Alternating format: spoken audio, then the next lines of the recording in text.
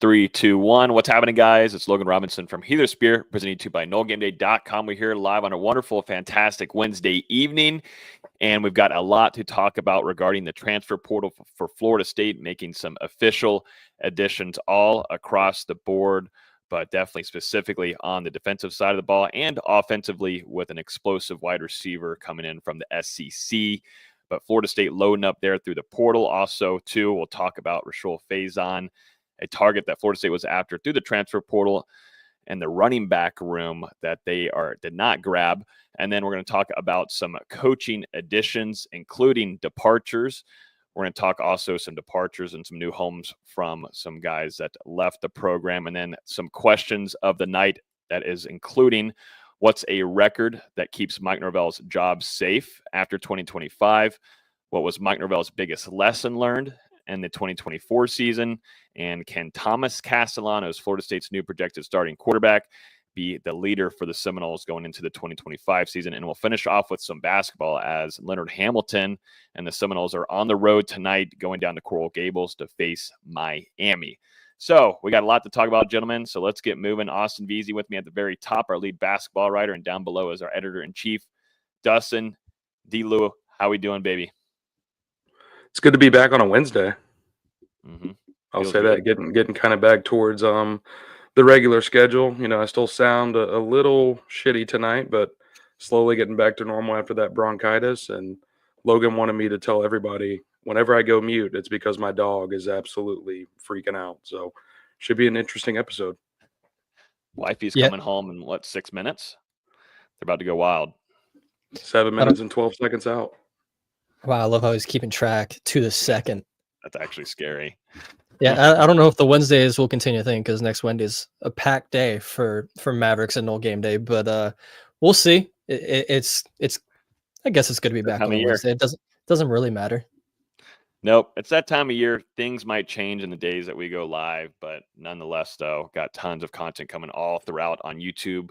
If you're new here, feel free to hit that subscribe button. Got tons of videos going out, breaking news, guys that are visiting the program, everything imaginable that's coming to you. So make sure you hit that subscribe button, hit that like button too.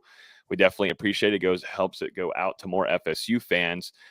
But I say we just go ahead and get started, gentlemen. Let's talk about Florida State and the transfer portal. As we know, they've been making a lot of additions all across the board, but Florida State, we'll start off here with an addition in the linebacker room, landing North Carolina transfer linebacker Caleb LaVallee, coming in 6'1", 225 pounds, a player that I think Florida State sees a lot in. They see a high upside in, someone that they can develop. He's got 3 years of eligibility remaining in 2024. He played in 12 games, but primarily as a backup, as a reserve player.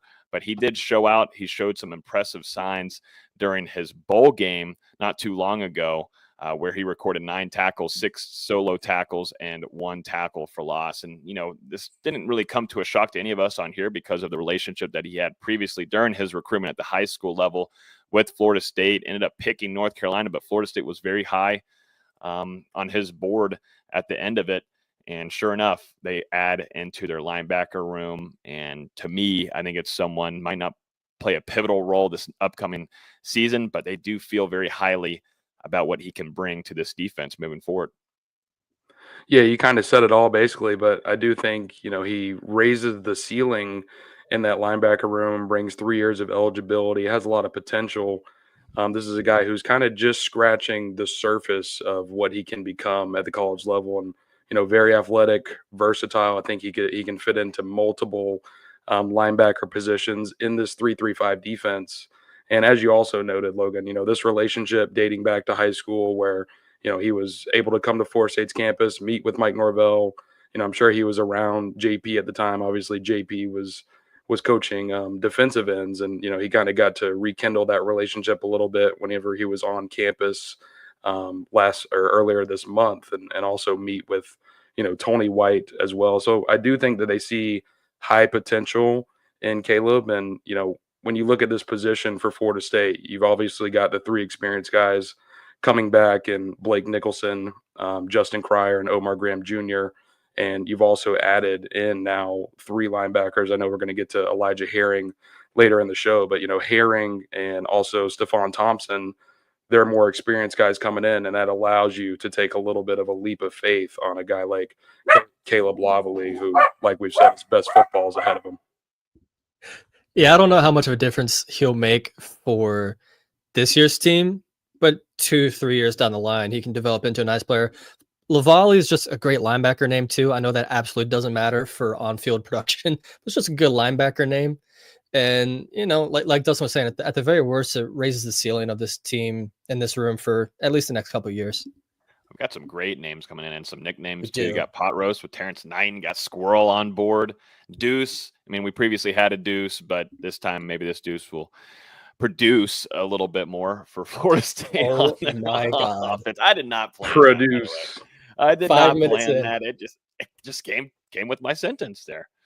But yeah, definitely some good names. I say we stick though, unless we have any more comments on Caleb there. But we've talked so much about him. I mean, he's been all across our YouTube channel. So if you want to go see more in depth about what Caleb is going to be bringing to this defense, go right ahead. But I want to stick in the linebacker room though for Florida State, because this is probably someone that's going to make an instant impact to that room with Elijah Herring coming from Memphis. This happened on Sunday, I think the second quarter of the Buccaneers and Saints game, and did not have a video pre-recorded for that one. So I had to go jump outside around where the fans were at the ramp and get it in. But this one, I think, this linebacker is going to play a lot of football for Tony White and Florida State in this upcoming season. Coming from Memphis, 6'2", 230 in his 2024 season. If you're talking versatility, this is what this linebacker is bringing to the table. 60 tackles in 2024, 7.5 tackles for loss, 3.5 sacks, 2 interceptions, 2 forced fumbles, 1 fumble recovery in 11 games. He had a career high of 10 tackles, 1 forced fumble, and 1 interception in the Frisco Bowl win against West Virginia. And he was also the AAC Defensive Player of the Week, where he had 8 tackles, 2 tackles for loss, 1 sack, and 1 forced fumble, and 1 fumble. Which game? I forget which game that was that he had that in.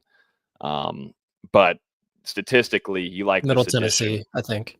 Middle Tennessee. Okay. You like the addition of what he brings to the table, just because he can be everywhere across the board in coverage. He can play in the run game as well. He can take the ball away from you too. But like I said, he's probably someone that is going to be an immediate impactful player in that 3-3-5 defense. And you can definitely tell Tony White and Coach JP, John Papuchis, really do like this addition in the room. Yeah, I think Elijah Herring probably going to play a pretty important role on Florida State's defense in 2025. Likely your starter at middle linebacker, depending on how everything shakes out, over the next couple of months and spring practice.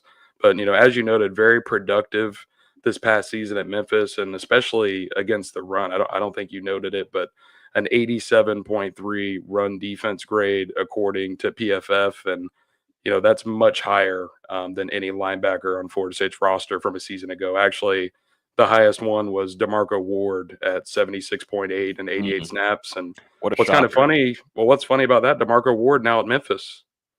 So, I mean, you just kind of made a trade here for DeMarco Ward for Elijah Herring. As far as the regulars in Florida State's linebacker rotation, Blake Nicholson was the highest in run defense grade. He was at 72 on the dot in 424 snaps. So, at the very minimum, you're bringing in a guy with a lot of experience who can definitely help you against the run. You go back to what he did at Tennessee, led the Volunteers in tackles in 2023 with a career high 80 tackles, 4 tackles for loss, half a sack, and a pass deflection.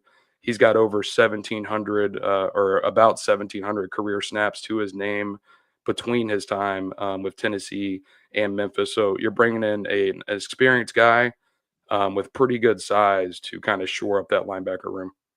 He's played a ton of football the last 2 years. I mean, the last 2 years combined, nearly 1,300 snaps alone between Memphis and Tennessee. So ton of production. I think he's going to be more of your first 2-down linebacker, and they might rotate him out on 3rd downs. He hasn't been the greatest in coverage over his career, and maybe that'll change with, Tony White and this new defense. But definitely a run thumper, someone that's going to fill those gaps and really stop the run. Something Florida State linebackers haven't done very well, besides really Tatum Bethune and Kalen DeLoach. Outside of that, it's been a struggle the last 10 years stopping the run from that linebacker position. So definitely needed it. We'll see if he's your prototypical 3-down linebacker. I'm not totally convinced he is, but worst case, like, got a lot of production, knows what he's doing on the football field, and he knows some of these other guys coming in the transfer portal as well. He adds to some leadership with all that experience. It should bring leadership to that room. That, you know, it's, yes, some of those guys are older now, but you could tell the lack of leadership all across the board last season. I think to what Florida State, Mike Norvell has been successful with in the years past is bringing in leaders, guys that are really good in the locker room, and that's something that they failed at in that 2024 transfer portal class. Let's stay on the defensive side of the ball, and let's head to the edge position. Let's go over to the SEC, where Florida State landed Jayson Jenkins, coming from the Volunteers, a college football playoff team there. But Jenkins, now a Nole. I feel like we've talked about him heavily on here plenty before, but Florida State getting the visit from him, I think, too, having a handful of these Tennessee guys too during the time of those visits as well might have helped a little bit, having some familiar faces at the more. But Jayson Jenkins, he logged a good amount of snaps. You know, someone that is probably looking for some more playing time, but I think they see something in him with Terrence Knight. He's 6'6", 281 pounds. He has 2 seasons of eligibility remaining, so there's some time there for some development if need be. But Florida State likes him. I think he kind of fits in that group. He's below the tier, I would say, of James Williams, but he's probably in that second tier where, you know, he is going to get a good heavy amount of playing time, just depending on what they're going to be doing in the spring transfer portal window. But someone that they feel like they can see improvement and get some good play from under Knighton moving forward. Yeah, I kind of see him, you know, in that same vein as Caleb LaVallee. You know, you take a guy who's got a ton of potential in that linebacker room to add on alongside your experience pieces that you're adding.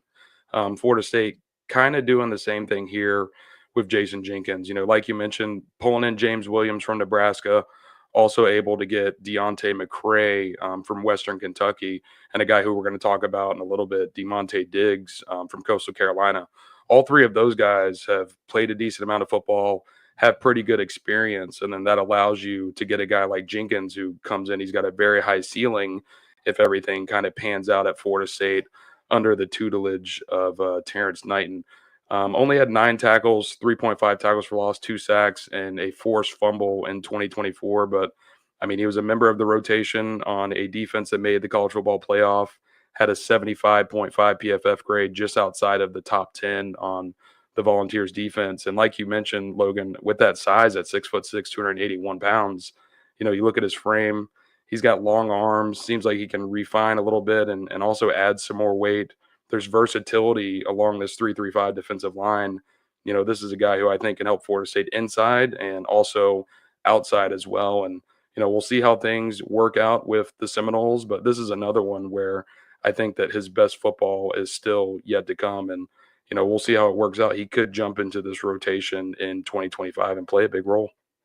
Yeah, we talked about last week about how we just wanted Florida State to add some depth and some size along the defensive line. And I don't know if he's going to be your stand-up pass rushing outside linebacker like James Williams might be, but he at 6'6", 280, like you were talking about, put his hand in the dirt, should be a good fit in this 3-3-5. And even if he hasn't played a ton, I think he only logged about 200 snaps last year. He definitely started to see more playing time as the season went along. So worst comes to worst, good depth in that room. And like another guy we'll talk about here in a second, but they needed to add some bodies there. And this is a good one to add.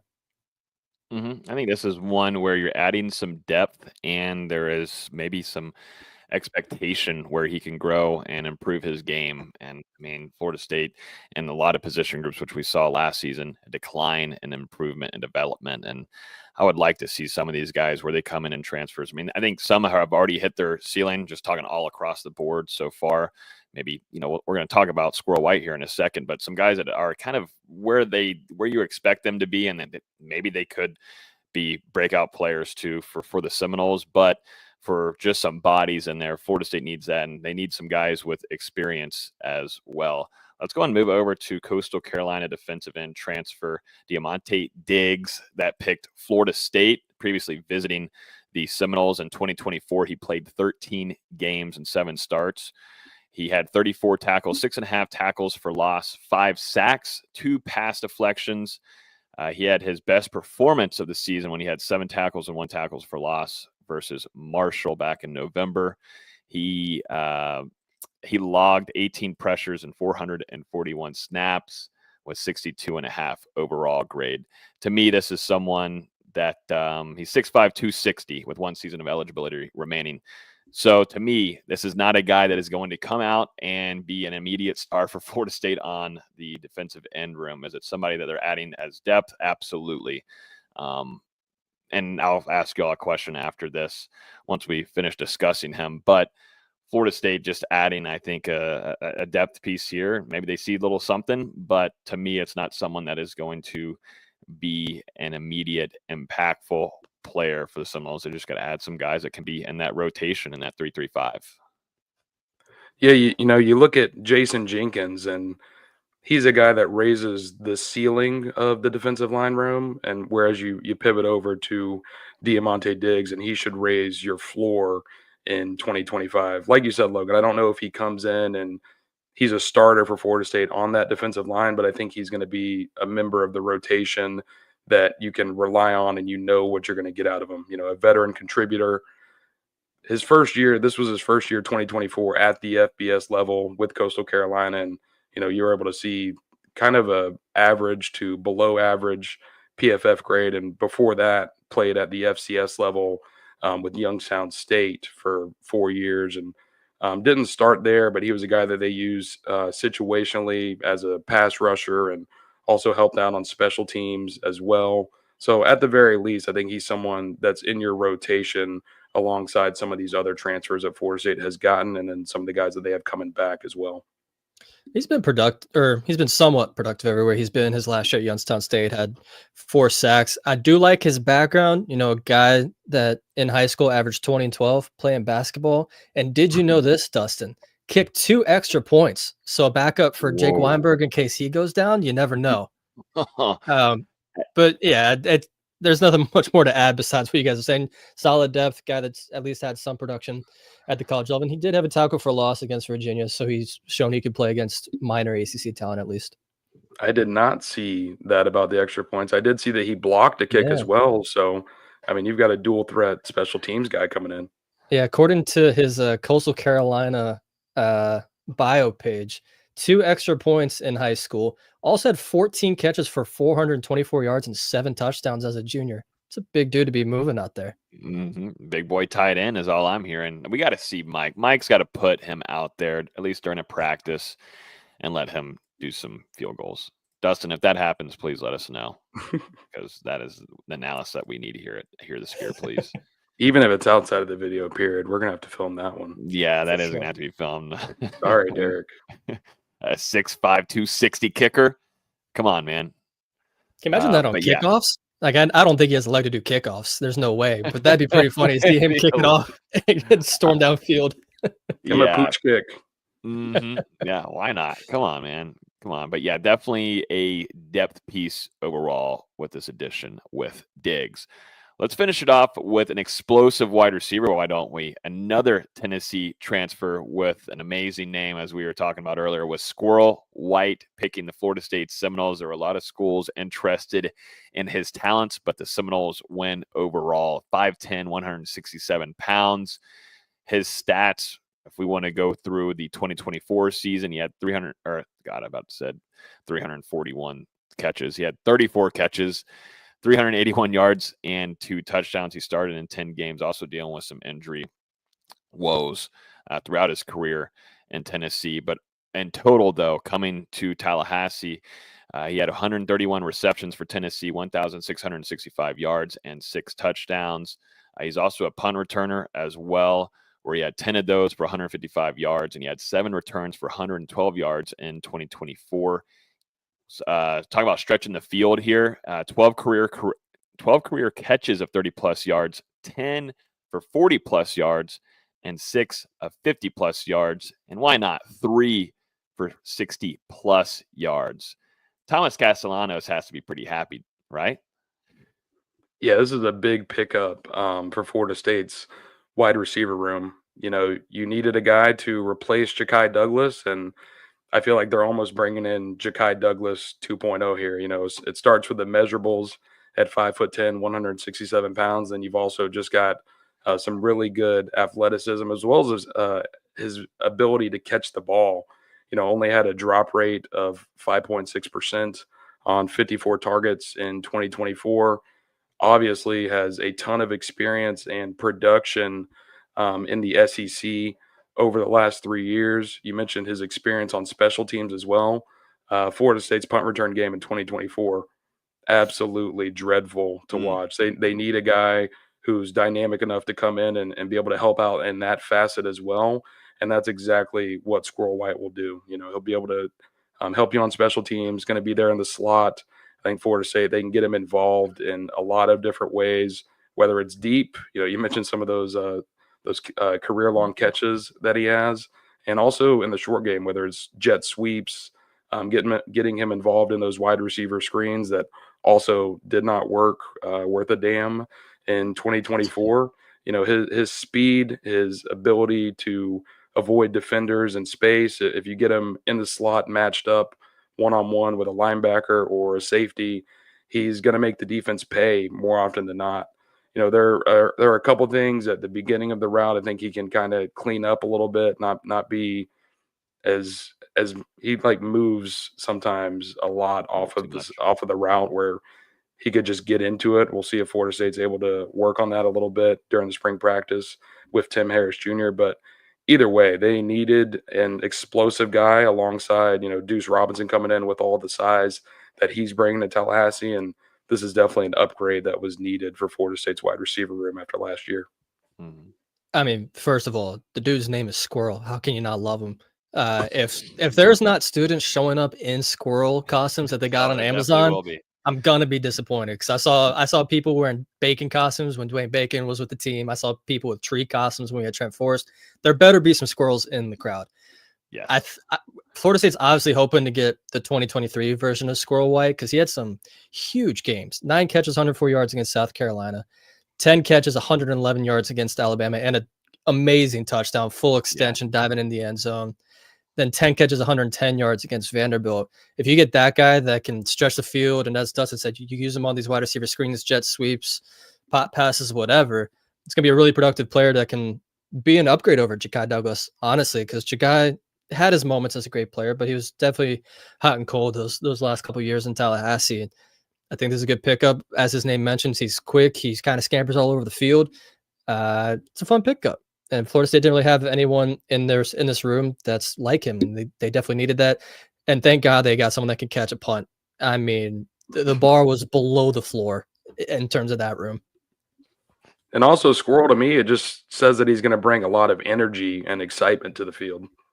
Well, I mean, at the slot position, I mean, you needed a guy, Dustin Hill, now heading over to LSU as well. You needed to come in and fill kind of the void of also to Ja'Kai Douglas. There was a need here at the slot position. You got Deuce, and he's going to be your outside wide receiver, that tall threat there, that vertical guy going down the sideline for you. But this is someone that I think Thomas Castellanos should be very excited for. Definitely what Gus Malzahn is going to want to do with him as well.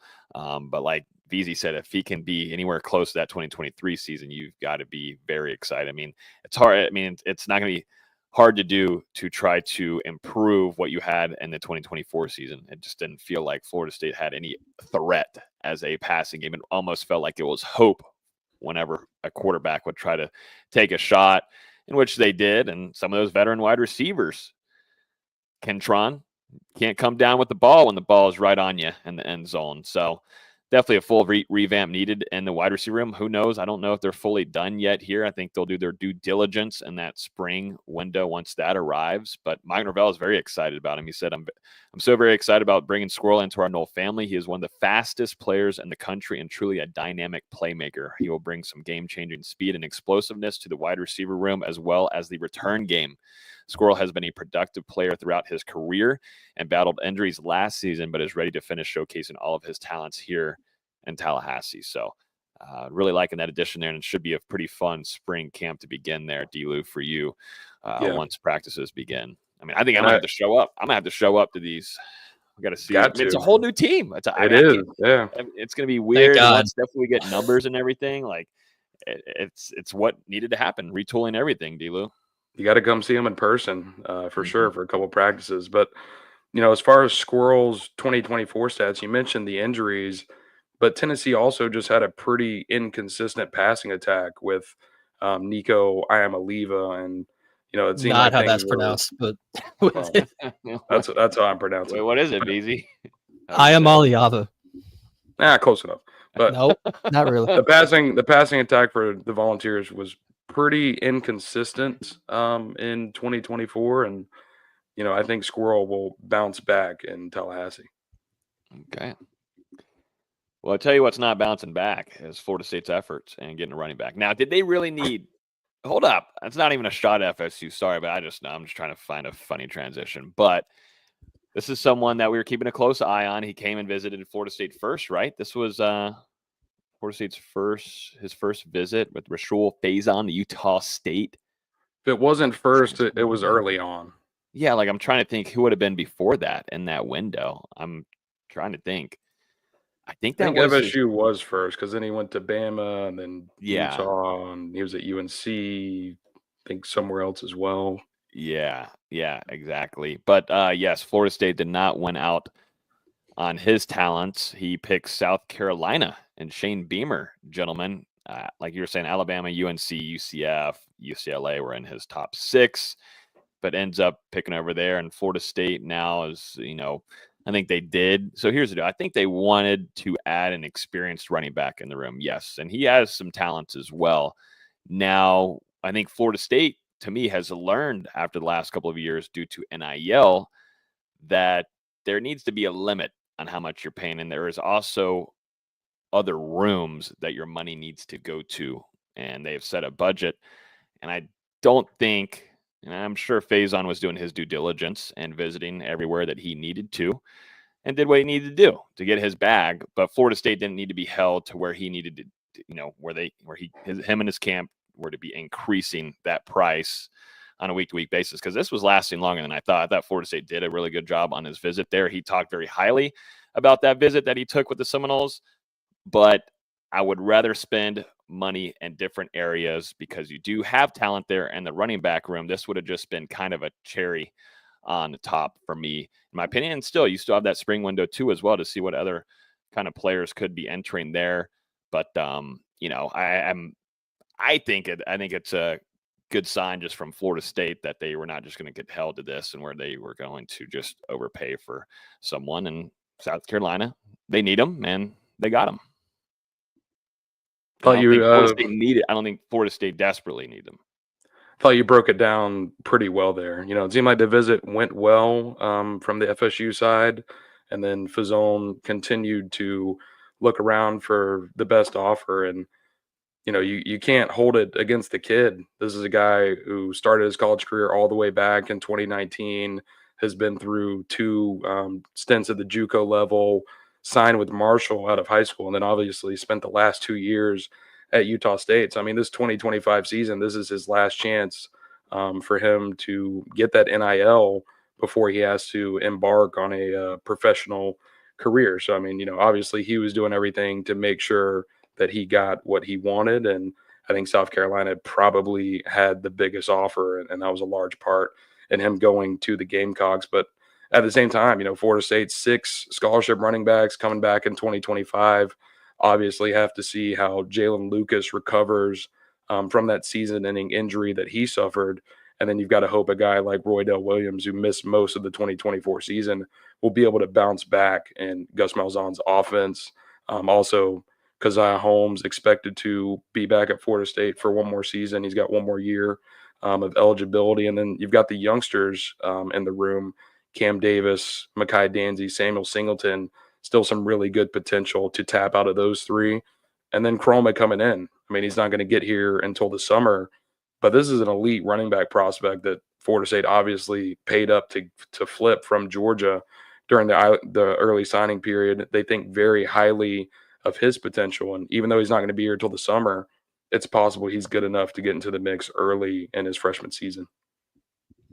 Sorry, you guys are gonna have to give me a second.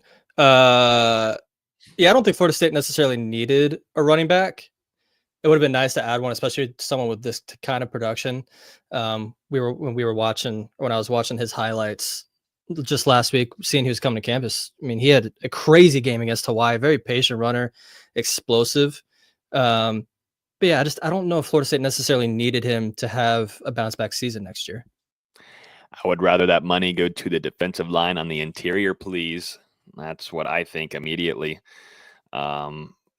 You know, I don't think it was someone that like I said, I think it's just a cherry on top if you grab him, but there is some young talent in there that can certainly be developed. And be honest with you, nobody, maybe Reggie Bush could have done something with that offensive line last year, but man, I mean, it was atrocious. And I just keep going back to the 2023 season and even the year prior, but what Jordan Travis did to make that. I mean, we saw it in games, people. We saw it in games. We saw Trey Benson have to get off 2 or 3 defenders in the backfield before getting to the line of scrimmage, or eventually sometimes grabbing 5 or more yards. He was just one of the best in the country at doing so because of Florida State's awful offensive line. And it was just, we can't find any more ways to explain how god-awful it was last year under Alex Atkins, shuffling guys, series to series, not even game to game, but series to series, guys were shuffling at the offensive line. It was putrid. It's god-awful. And I think it's easy for us to just, for some of the fan base, just to give up, I guess, on some of the running backs that are back there. But Yak and what he's been able to do with that running back room since arriving in Tallahassee, I still believe in him as a coach. And I think you should be excited definitely with Gus Malzahn and Herb Hand. They have always had success running the ball. So that's where I'm saying, if you're going to have the money, don't let it be held by a running back.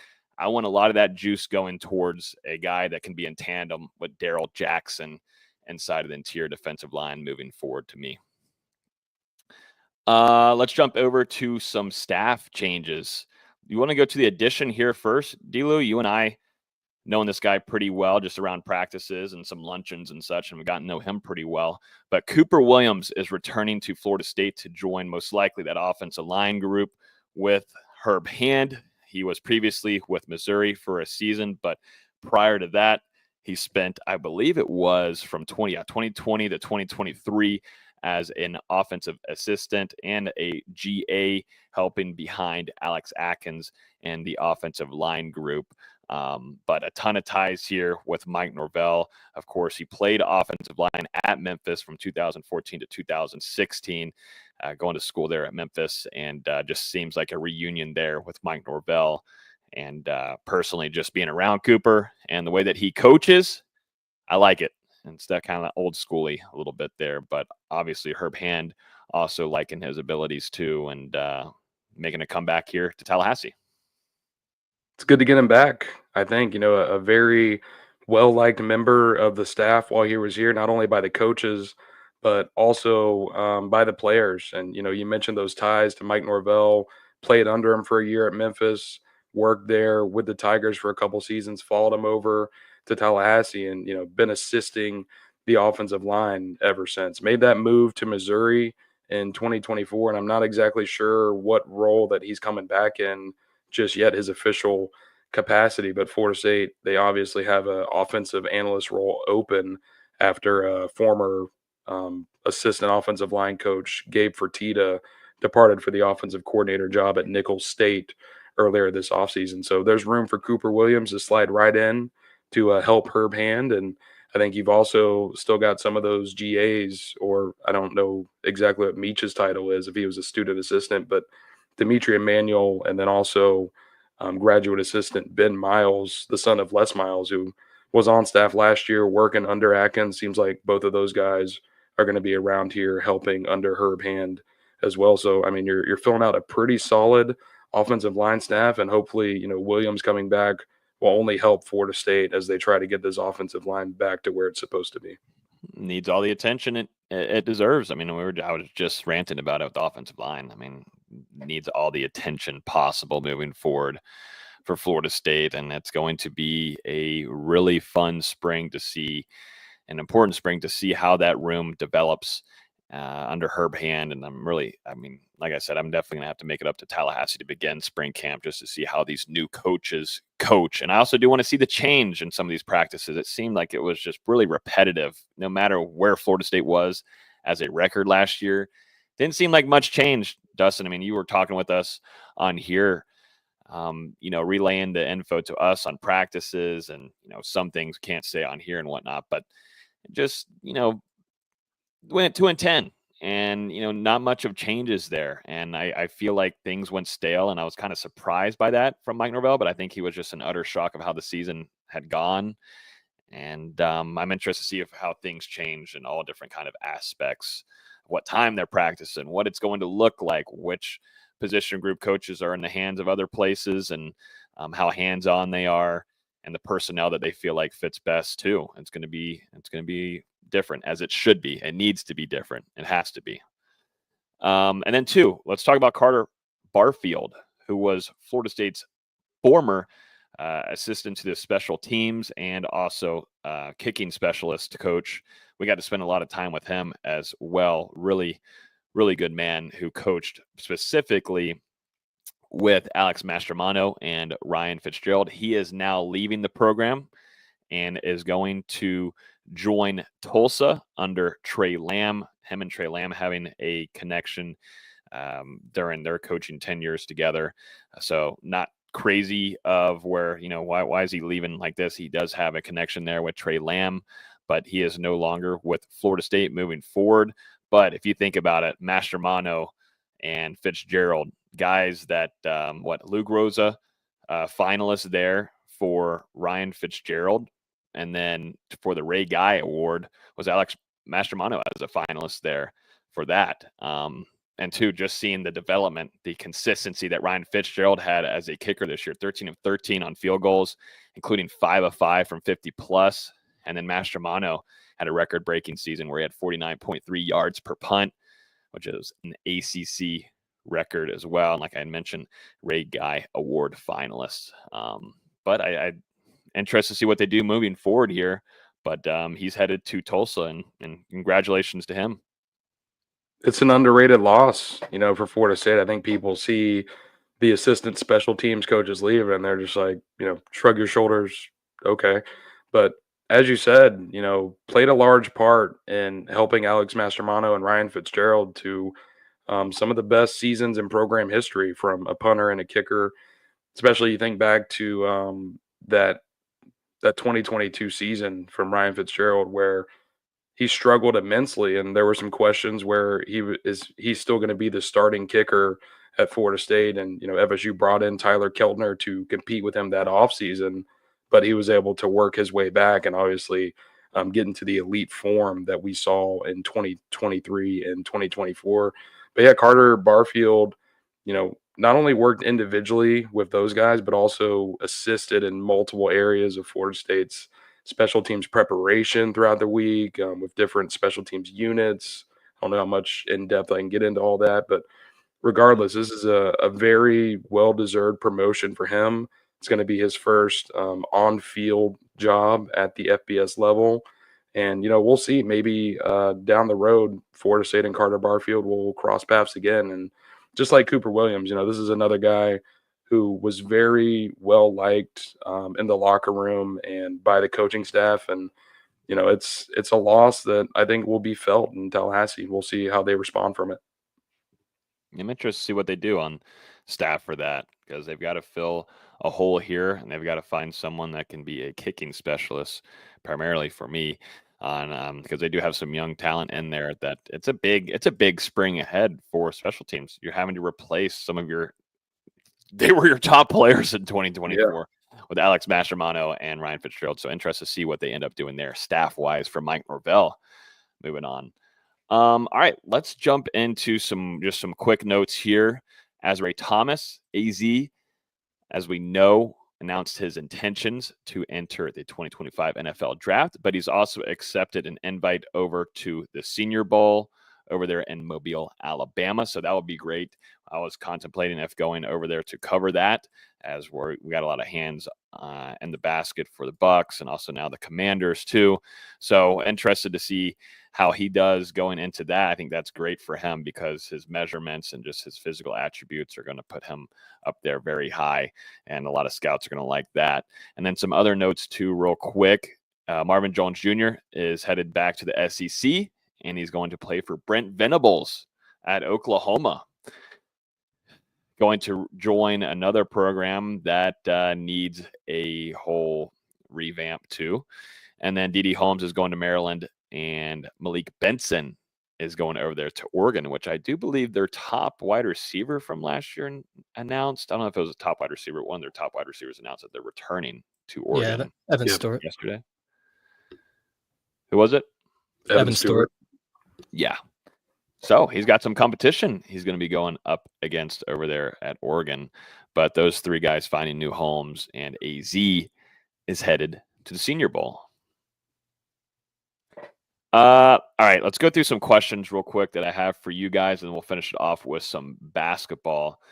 But it's in the title for this live, and I think it's a pretty good question that I think everybody is wondering as Florida State heads into a big 2025 season. But what's a record that would keep Mike Norvell's job safe, and we would see him going into this 2020 or the next season in 2026? What keeps Mike Norvell around moving forward for Florida State? I'll let BZ take it. I think at minimum 8. And I would like 9 because the schedule's really not that hard next year outside of Alabama, at Florida. Who knows what Miami will look like next season. And then at Clemson. And then there's always the game at Carter Finley against NC State. That's never easy for Florida State. But I think for the most part, it's a manageable schedule. 8-4 I think 8-4 would be safe. Like Norvell would feel, okay, I've got a 2026 7-5. He's probably feeling a little toasty. Maybe it gets by depending on what happens in the bowl game. But I think 8-4 regular season would be fine. Yeah, I'm going with the minimum here. I think FSU needs to be at least 6-6 and qualify for the postseason in 2025 for Mike Norvell to stick around in Tallahassee. And, you know, we saw the public display of support even during this last 2-10 campaign. And Florida State, they've done a lot this offseason, continued to invest in this football program by bringing in these new coaches while continuing to pay the buyouts for the old staff, obviously the transfer portal guys and some of the high school guys that they've been able to bring in as well. You know, so there's still hope that Mike Norvell can turn this thing around. And as long as he's in the postseason, I think that they're going to continue to give him an opportunity, especially with the financial repercussions if he was to be let go from Florida State. My only issue is 6-6. And you said, let's just say they lose to Alabama, Florida, Clemson, Miami, NC State. Who is that 6th loss that ends up being embarrassing between East Texas, Kent State, Pitt, Virginia Tech, Wake Forest? Those last 3 are all at home. And then Stanford and Virginia. None of those even look halfway decent. Those would all be horrible losses. I think 7-5 has to be the minimum. We went through that last year. I know. We've seen a lot of bad losses. That's what I'm saying. I don't know if he can have more bad losses. We can't think that way anymore. I do think one thing that would certainly help as far as keeping Mike Norvell around is not going 0-3 to the rivals. I agree. You know, I'm not sure if Florida State can pull one out on the road at Clemson this season with everything the Tigers are bringing back, but they need to steal one in Gainesville. They need to upset Miami and Tallahassee. Obviously, the Hurricanes are going to be breaking in a new starting quarterback as well, and we'll see who that ends up being. And they're going to be losing some other guys too. So they can't afford to get swept by the rivals again. And that Alabama game, I think it needs to be competitive in Tallahassee. It certainly can't be a blowout. This is also me looking at the schedule, just shaking my head because I'm going to be at a lot of games next year, and that's never a good thing. No, it's definitely not. It's like me with Bucks games. Man, they almost lost it and blew it against the Saints, but I have an awful, awful record when in attendance for Bucs games. So if they do it ever, in our tenure covering the Bucs, if they ever make it to the Super Bowl, I don't think You're not going on allowed. Sunday night, right? I'm not going. No. They're not giving me a credential for that one. The rest of the staff. However, is going. if the Vikings play the Bucs in the second round, I need you to go. Okay, that has to happen. I'll go to that. You got to go to Minnesota. Well, I'll probably come down if that ends up happening. Or would the Bucs host that one? Yeah, the Bucs would host it because the Vikings are the 5 seed. Yeah. Yeah. So I need. There's a crazy scenario, but I need the Vikings to not play at Detroit in the second round. Yeah. Mm-hmm. To me, I think I'm just kind of speaking for the fan base too right here. I think 8 wins, but it's going to be very hard to do. If you think about it, man, there's a lot of pressure on your new coordinators because, man, I mean, they're coming in to where right away you had to find transfers that could come in and make an immediate impact. Also, too, on the recruiting side, an early signing period, have to kind of clean up the mess that Mike and the rest of the staff made. And then now trying to figure out some personnel that was left over to fit their offensive and defensive scheme. I mean, good luck, man. Good luck. But I mean, I think it's got to be 8 wins, 6 wins, man. I don't think it would be a pretty sight for Mike. I really don't. I think this fan base would be well over it by then. It's going to be tough. No one's going to say it's going to be easy, but you do need to beat a few of your rivals as well. And like y'all were saying for that Alabama game, I think that's your best bet to show that you're competitive in a game against Alabama. I'm glad it's not later in the season. You have him in the first game. You can do whatever the hell you want to do with Thomas Castellanos. You could use him as friggin' Jordan Travis has used previously. You can do whatever the heck you want. But you've got to do everything in your power to make that in a competitive game out there because there sure is going to be a lot of recruits in attendance as well. But Florida State, I think 8 wins keeps his job secure going into the next season for the Seminoles. Let's jump into the next question I have for you guys. And this one is about Mike Norvell and the biggest lesson he learned in 2024. He spoke in a few press conferences, most certainly after the last game of the season against the Florida Gators, speaking about some of the lessons that he had learned. But to us, though, what do you think? Because there's some that he might just be keeping to himself. But to you guys, what is one of the biggest lessons he learned during that last season going 2-10? Yeah, I think for me, it's you can't fix everyone. We saw what Florida State did in the early transfer portal cycles under Mike Norvell and that coaching staff. And they brought in a lot of guys who were reclamation projects that they turned around and produced. You look at guys like Trey Benson and Johnny Wilson, Jarian Jones, even Jordan Travis, coming over from Louisville, Braden Fisk, a guy moving from the group of 5 to the Power 5 level. Jared Verse, same thing there as well. But obviously he already had the production coming into Florida State. But some of these guys that they took did not have that production, and they turned them around into guys who were stars for the Seminoles and, went on to be drafted in the NFL. And, I don't know if maybe it was just a little bit of cockiness last year or confidence that they could do the same thing with other players. But, you look at for the 2024 season, bringing in DJU and Marvin Jones Jr., Sean Murphy, Devontae Brown, some guys who were veterans maybe at not Sean Murphy, but some of the other guys who had experience at the college level. You thought that you could get your best out of them, especially a guy like DJ or a guy like Marvin Jones Jr. And instead, you're kind of left with a little bit of egg on your face. And then some of those other transfers, Tomiwa, you can go back a year, you can say Kyle Morlock, Grady Kelly, guys who came in, didn't really do much during their time here, and then are now no longer with the program, whether it's 2 years ago, 1 year ago. And now you look at this 2025 transfer portal class, Florida State, they've built it on the back of proven experience, proven production. We talk about guys like Caleb LaVallee and Jayson Jenkins. Those are kind of the outliers, guys who have potential they haven't yet reached yet. They're bringing in a lot of guys who have already produced and proven what they can do at the college level. And I think that gives you a higher floor on this roster going into 2025. Yeah, I was going to say something similar about, chasing production instead of potential, because that absolutely just set them up to fail last year. I don't even know if you mentioned Earl Little Jr., who had the recruiting acumen and just completely fell flat. But I'll change it a little bit since you already mentioned a lot of the Well, same points, and I'll just say stick to what you know. What don't broke if it ain't fixed. And he tried to change his skill position players, especially last year. That's all we heard was it's gonna be the fastest team we've had. It's gonna be so much speed, and it didn't matter because they couldn't get open. The offensive line wasn't good enough to block for the quarterback, and they had a quarterback who didn't fit what Florida State had been doing the last few years in DJU. So just stick to what you know, and we're seeing that with the transfers they brought in this year. They went out and got huge wide receivers outside of Squirrel White, who you have to have a slot player. You can't just have everybody out there be 6'7". We also got Thomas Castellanos, who kind of fits that Jordan Travis mold as a running quarterback and can get out of the pocket if things break down.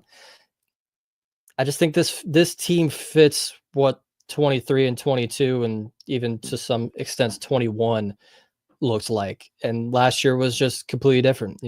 Dustin mentioned the reclamation projects, and that was part of it. But at the same time, it just wasn't players that fit what Mike Norvell had done to Florida State to that point. I think y'all both bring up some good points there. I'm going to go more on the coaching side of things, and I think loyalty can kill him. And that's something that he learned from the 2024 season. I think we all on here have talked pretty widely about some position groups, even at the coordinator position as well. Definitely in this last season, as Alex Atkins being a co-offensive coordinator, not being a primary play caller. But, you go over to the wide receiver room with Ron Dugans as well. You had Randy Shannon. You definitely had more of the recruiting trail misses there from him. But there were some times where he was loyal to his coaching staff. And I think things where, we complained a little bit about development and some position groups improving, that lacked with some of those position group coaches. And I think loyalty, I think he learned that can sometimes bite him in the butt. And it did this last year. And Florida State had to make those moves. And it's a business at the end of the day. And in order for Florida State and Mike Norvell to keep his job, he's got to do what's best for him and what he thinks the staff can do to put out, an ACC championship caliber team at a year-to-year basis. And some of his coaching staff lacked him, I think. And that's because he kept them on staff for as long as he did, and loyalty hurt him at the end of the day. So I hope that's a lesson that he learned. And if there is a position group coach that's not doing as well on or off the field, on the recruiting side or development, it's time to move on, and we're going to go find someone else that can do a better job.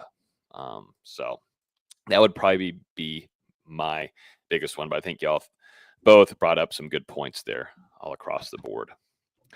And then the last one here tonight, before we finish off the show, got a question for you guys regarding Thomas Castellanos. Can he be that leader that the Florida State Seminoles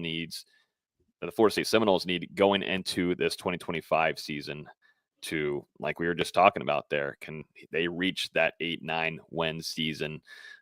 Coming from Boston College, he's a guy, just looking back, just doing some homework on him the last few weeks. He actually has like a vlog that he was doing there during his time at Boston College. And you could just see a lot of the locker room, a lot of the players really enjoy being around him, which is a really good sign that I think Florida State did their due diligence too, because there was a lot of chatter about him, not finishing off this last season under Bill O'Brien over there at Boston College, and, question his character and his own self. I think Mike Norvell did what they needed to do. They got him over to Tallahassee, had the visit, and the biggest thing for them is what is going to be coming into the locker room. And that's just probably something too that we should have talked about. You want to have production coming into the transfer portal, but two, what you're bringing in as a leader. Florida State needs more of that because it lacked heavily in 2024. But what do you guys think? Can Thomas Castellanos be that leader for Florida State moving forward? Yes, I definitely think that you're going to see an improvement in vocal leadership from a guy like Thomas Castellanos compared to DJU a season ago. He seems like a guy who's not afraid to speak up, not afraid to challenge his teammates. And when you see him play on the field, he's always playing with that passion and intensity, and that gets his teammates to play harder for him. And we've already seen, since he enrolled at Florida State over the weekend, quickly hit the field with a couple of his new skill players to get in a workout, was throwing passes to Deuce Robinson, Javon Boggs, and Jordan Scott. I mean, while he's arriving at Florida State, played a big role in recruiting Deuce Robinson to Tallahassee. You know, whenever Deuce got here for his visit, Thomas Castellanos was right alongside him and doing whatever he could to get Deuce and Garnet and Gold with him. And then even still, you know, since departing from Boston College, I don't buy into all the stuff that Bill O'Brien has kind of spilled out. I mean, you know, you can kind of look at that guy's career and decide for yourself if he's telling the truth or not. But, you know, on social media, you're still seeing Thomas Castellanos' former teammates from Boston College show him love. You know, a guy who he played with and threw passes to, wide receiver Lewis Bond, has continued to be high on Castellanos. So I wouldn't say that I'm too worried about the leadership aspect when you talk about him coming to Florida State. Yeah, I don't even think he really has a choice. I think he kind of has to be a good leader for this team. And like Dustin just mentioned, I'm not really buying any of the smoke that came out from when he left the team. I think Bill O'Brien kind of just said, "Hey, I don't really want you being my quarterback anymore. Why don't you leave?" That's because that's just who Bill O'Brien does not like running quarterbacks. He is a pro style pocket passer. We saw him do it with Jalen Milroe, and Jalen Milroe was probably going to be a day 2 pick in the NFL draft this year. So I think this is going to be a big bounce back season for Castellanos. I think he's got a lot to prove. I think he kind of wants to dispel that narrative that's being pushed against him the last month or two. And I don't know if he's going to be a Heisman candidate. I'm not coming in here and saying that, but I think he's going to be what Florida State's offense needs. Mm-hmm. Yeah. I mean, too, you go back to the days of Jordan Travis. He wasn't a guy that was a big vocal leader, but on the field, he showed you because of his passion. Like Dustin was just saying there, Thomas Castellanos, if you're talking about passion, he plays with it. He's very fun to watch as well. But if you need that first down and things are breaking up in front of you in the trenches, he is going to try to get there. I think of it kind of like where Baker Mayfield is, and the guy that he's going to push, and he's going to do everything in his and utilizing his motor to try to get the offense down the field. But I think it's going to be a mix of both. Yes, you're already seeing it with working with some of those guys, working out with them and getting some passes going already with some of these newcomers that are entering. But I think this should be a natural kind of transition for him to be a leader, to be a vocal leader, because of this new transformation of a roster that Florida State is going to be fielding this upcoming season. And it's not where he's coming in and then, you know, you're bringing back a majority of your roster. This is going to be a brand new almost team here and a 50-50 split of newcomers and returnees. And so I think this should be kind of a natural transition there where he can open up and take this role, of course. And two, I think of some other transfers across the board that Florida State is going to look at to be leaders across the board that already had past experience in production at previous stops. And I'm very interested to see, because Florida State lacked that last season across everywhere in leadership. And we mentioned that on the show. That was my biggest concern going into last year, is leadership. And I saw the signs there in the spring, and some guys that are no longer with the program. And I think it's very good that they're not with the program anymore.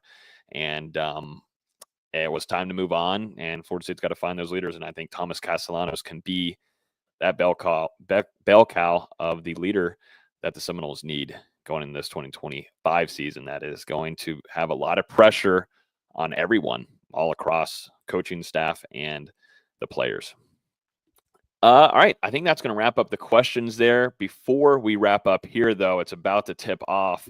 Florida State facing off against the Miami Hurricanes. Florida State now 10-4, but on the flip side, the Miami Hurricanes are 4-10. They're about to tip off here at 7 o'clock. VZ, if you want to give us the latest and a little quick preview and maybe a prediction. Yeah, it's interesting. The spread has now moved to Miami minus 2.5. Like Miami is favored by 2.5. I don't know what's going on that Vegas knows, because I was pretty confident heading into this game, but it's a normal starting lineup for Florida State. Miami has now lost 16 straight Power Conference games dating back to last season. They're 4-20 in their last 24 games. Their head coach just stepped down after Christmas. They still have Matthew Cleveland. They just had a guy hit the transfer portal about 2 days ago. I don't know what's going on. Miami's offense is really, really good. Their defense is really, really bad. I expect Malik Ewing to have a really big game, like a 25-10 kind of game because just the way Miami plays defense, they leave the middle of the floor open and open a lot. I don't know why Miami's favored. I've been asked it all day, and I don't know. I really do not know. But Florida State came off a big win this weekend against Syracuse, 90-74. Daquan Davis played really well. Taylor Bowen arguably had his best game. We'll see.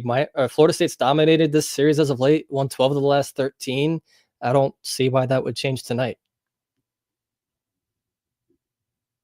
Hey, I'm over here looking on Hard Rock, just making sure that I can maybe if I can put a bet in on here. I'm gonna do a big ol' spread for FSU, and I think that they're gonna win this game. So, but yeah, I think that's gonna wrap it up for this week's episode.